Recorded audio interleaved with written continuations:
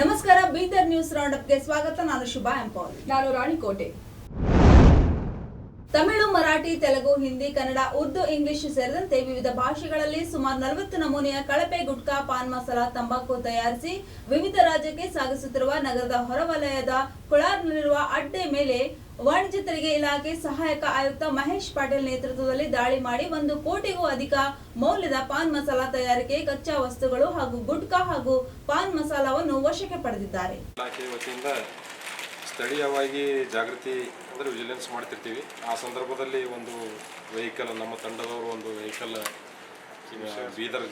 ಬೀದರ್ ನಗರದ ಒಂದು ಕೊಳಾರ್ ಇಂಡಸ್ಟ್ರಿಯಲ್ ಏರಿಯಾದಲ್ಲಿ ಆ ವಾಹನವನ್ನು ತಡೆದು ತಪಾಸಣೆ ಮಾಡಿದಾಗ ಅದು ಪಾನ್ ಮಸಾಲ ಒಂದು ತಯಾರು ಮಾಡ್ತಕ್ಕಂಥ ಮಷಿನ್ ಇತ್ತು.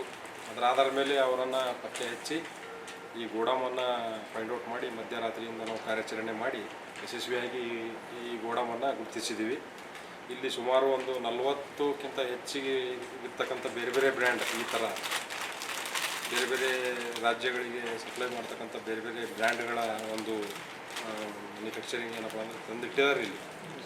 ಮತ್ತು ಸುಮಾರು ನನ್ನ ಮಟ್ಟಿಗೆ 1 ಕೋಟಿವರೆಗೆ 75 ಲಕ್ಷದಿಂದ 1 ಕೋಟಿವರೆಗೆ ಅಂದಾಜು ಇನ್ನು ಮಾಡಿದ್ದೀವಿ. ಮತ್ತು ಇಲ್ಲಿ ಏನಪ್ಪ ಅಂದರೆ ತಂಬಾಕು, ಪಾನ್ ಮಸಾಲ ಮತ್ತು ಅದಕ್ಕೆ ಬೇಕಾಗಿರ್ತಕ್ಕಂಥ ಕಚ್ಚಾ ವಸ್ತುಗಳಾದ ಅಡಿಕೆ ಮತ್ತು ಮಸಾಲದ ಒಂದು ಪದಾರ್ಥಗಳೇನಪ್ಪ ಅಂದರೆ ಇಲ್ಲಿ ಶೇಖರಣೆ ಮಾಡಿ. ಸೊ ಇಲ್ಲಿ ಮಹಾರಾಷ್ಟ್ರ, ತೆಲಂಗಾಣ, ಇದು ತಮಿಳ್ನಾಡೆಲ್ಲ ಲೇಬಲ್ ತಮಿಳಲ್ಲಿ ಇಲ್ಲಿಂದನೆಲ್ಲ ಸಪ್ಲೈ ಆಗ್ತಾ ಇರೋದು. ಹೌದು, ಅದು ತಮಿಳು ಭಾಷೆಯಲ್ಲಿ ತಮಿಳುನಾಡಿಗೆ ಹೋಗ್ತಿರ್ಬೋದು ಅಂತಕ್ಕಂಥ ಒಂದು ಊಹೆ ನಮ್ದು ಅಷ್ಟೇ. ಸೊ ಮ್ಯಾನುಫ್ಯಾಕ್ಚರ್ ಬೀದರ್ ಅಂತ ಇದೆಯಲ್ಲ ಸರ್? ಹೌದು. ಹುಲ್ಸೂರು ತಾಲೂಕಿನ ಬಹುತೇಕ ಗ್ರಾಮಗಳಲ್ಲಿ ಎಗ್ಗಿಲ್ಲದೆ ಮದ್ಯದ ಮಾರಾಟ ನಡೆಯುತ್ತಿದೆ. ಶಾಲೆ ಮತ್ತು ದೇವಸ್ಥಾನ, ಆಸ್ಪತ್ರೆ ಎಲ್ಲೆಂದರಲ್ಲಿ ಮದ್ಯವನ್ನು ಅಕ್ರಮವಾಗಿ ಮಾರಾಟ ಮಾಡುವವರ ವಿರುದ್ಧ ಕ್ರಮ ಜರುಗಿಸಿ ಎಂದು ಗ್ರಾಮಸ್ಥರು ಆಗ್ರಹಿಸಿದ್ದಾರೆ. ಔರ ಶಾಸಕ ಪ್ರಭು ಬಿ ಚವ್ಹಾಣ್ ಇಂದು ಕಮಲ್ನಗರ ತಾಲೂಕಿನ ಸಾವಳಿ ಗ್ರಾಮದಲ್ಲಿರುವ ಸರ್ಕಾರಿ ಹಿರಿಯ ಪ್ರಾಥಮಿಕ ಶಾಲೆಗೆ ದಿಢೀರ್ ಭೇಟಿ ನೀಡಿ ವ್ಯವಸ್ಥೆಯನ್ನು ಪರಿಶೀಲಿಸಿದರು. ಈ ವೇಳೆ ಶಾಲೆಯಲ್ಲಿರುವ ಎಲ್ಲಾ ತರಗತಿ ಕೋಣೆಗಳಲ್ಲಿ ಸಂಚರಿಸಿ ಮಕ್ಕಳ ಸಂಖ್ಯೆ ಹಾಗೂ ಪಠ್ಯ ಚಟುವಟಿಕೆಗಳ ಬಗ್ಗೆ ವಿವರಣೆ ಪಡೆದರು. ತರಗತಿ ಕೋಣೆಗಳಲ್ಲಿ ಅತ್ಯಲ್ಪ ಸಂಖ್ಯೆಯ ಮಕ್ಕಳಿರುವುದನ್ನು ಕಂಡು ಶಾಲೆಯ ಮುಖ್ಯ ಗುರುಗಳ ವಿರುದ್ಧ ಆಕ್ರೋಶ ಹೊರಹಾಕಿದರು.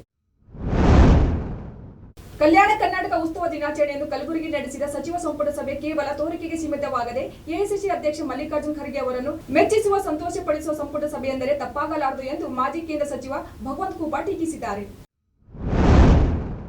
ಕಲಬುರಗಿಯಲ್ಲಿ ಮಂಗಳವಾರ ನಡೆದ ಸಚಿವ ಸಂಪುಟ ಸಭೆ ಬಗ್ಗೆ ಅಸಮಾಧಾನ ಹೊರಹಾಕಿರುವ ಔರಾದ್ ವಿಧಾನಸಭಾ ಕ್ಷೇತ್ರದ ಶಾಸಕ ಪ್ರಭು ಚವ್ಹಾಣ್, ಕಾಂಗ್ರೆಸ್ ಶಾಸಕರಿರುವ ಕ್ಷೇತ್ರಗಳಿಗೆ ಮಾತ್ರ ಅನುದಾನ ಹಾಗೂ ಯೋಜನೆಗಳನ್ನು ಘೋಷಿಸಿದ್ದಾರೆ. ಸರ್ಕಾರದ ನಡೆ ನನಗೆ ಹಿಡಿಸಿಲ್ಲ ಎಂದು ಹೇಳಿದರು. ಬೀದರ್ ನಗರ ಕ್ಷೇತ್ರ ಶಿಕ್ಷಣಾಧಿಕಾರಿ ಬಿಇಒ ಕಚೇರಿಯಲ್ಲಿ ಬುಧವಾರ ಕೆಲಸ ನಿರ್ವಹಿಸುತ್ತಿದ್ದ ದ್ವಿತೀಯ ದರ್ಜೆ ಸಹಾಯಕ ಸಿಬ್ಬಂದಿ ಅಹಮದ್ ತೀವ್ರ ಹೃದಯಾಘಾತದಿಂದ ಸಾವನ್ನಪ್ಪಿದ್ದಾರೆ. ಪ್ರಸ್ತುತ ಸಾಲಿನ ಕೇಂದ್ರ ಸರ್ಕಾರವು ಘೋಷಿಸಿರುವ ಕನಿಷ್ಠ ಬೆಂಬಲ ಬೆಲೆ ಯೋಜನೆಯಡಿ ಬೀದರ್ ಜಿಲ್ಲೆಯಲ್ಲಿ ಒಟ್ಟು 80 ಖರೀದಿ ಕೇಂದ್ರಗಳಲ್ಲಿ ಉದ್ದು ಮತ್ತು ಸೋಯಾಬೀನ್ ಖರೀದಿಸಲಾಗುವುದು ಎಂದು ಜಿಲ್ಲಾಧಿಕಾರಿ ಶಿಲ್ಪಾ ಶರ್ಮಾ ತಿಳಿಸಿದ್ದಾರೆ. ಕಳೆದ ಕೆಲವು ದಿನಗಳ ಹಿಂದೆ ನಿರಂತರವಾಗಿ ಸುರಿದ ಮಳೆಗೆ ತರಕಾರಿ ಬೆಲೆ ಹಾನಿಯಾಗಿದ್ದು, ಇದೀಗ ಬಹುತೇಕ ಬೆಲೆ ಗಗನಕ್ಕೇರಿದೆ. ಬೆಳ್ಳುಳ್ಳಿ ದರ ತ್ರಿಶತಕ ಬಾರಿಸಿದರೆ ಕೊತ್ತಂಬರಿ, ನುಗ್ಗೆಕಾಯಿ ದ್ವಿಶತಕ ದಾಟಿ ಗ್ರಾಹಕರ ಕೈಗೊಟಕದಂತೆ ಮುನ್ನುಗ್ಗುತ್ತಿದೆ.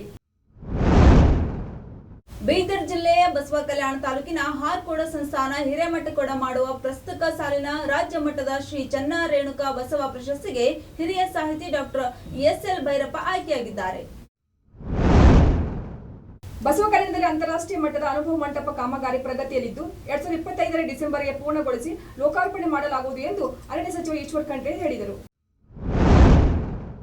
ಇದಾಗಿತ್ತು ಇವತ್ತಿನ ಬೀದರ್ ರೌಂಡಪ್. ನಿರಂತರ ಸುದ್ದಿಗಾಗಿ ನೋಡ್ತಾ ಇರಿ ಉತ್ತರ ಕರ್ನಾಟಕ ಸುದ್ದಿವಾಹಿನಿ.